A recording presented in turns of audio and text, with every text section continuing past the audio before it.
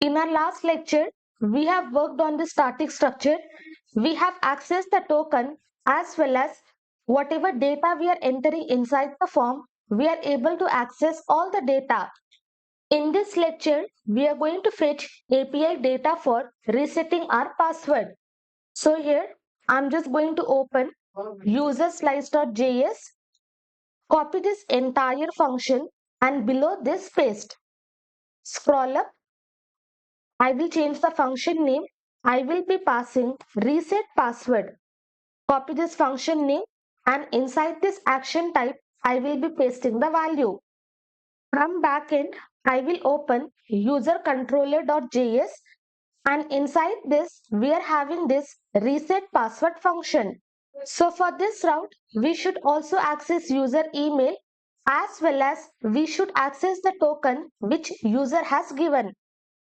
So based on that token, if the token is not valid, then we are going to show this error message. Now here, inside this async function, I have to accept two values. So if we are accepting two values, inside this object, we will be passing that data. We need token as well as we need user data. And this user data is nothing but a password and confirm password.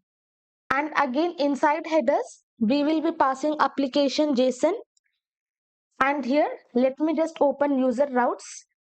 And this is our resetting password token, reset/token. And for this, we are using post request. So now I will come here, remove this entire thing. Instead, I will be passing reset and token is nothing but it is dynamic value and that token we have already accessed using use params. So inside this we will be passing that token. So this entire thing we will be wrapping in template string and inside this we are going to pass token. Second parameter we are going to pass user data and third finally we are going to pass this config. Okay, all good. Successfully we have passed all these things. Copy this entire thing and below this I'm just going to paste. I will give the comment as reset password. Inside this I will pass reset password, copy, paste and paste. If it is loading, I will not be changing anything, but as soon as reset password is fulfilled successfully, loading will be false, error will be null and success we are going to access from backend.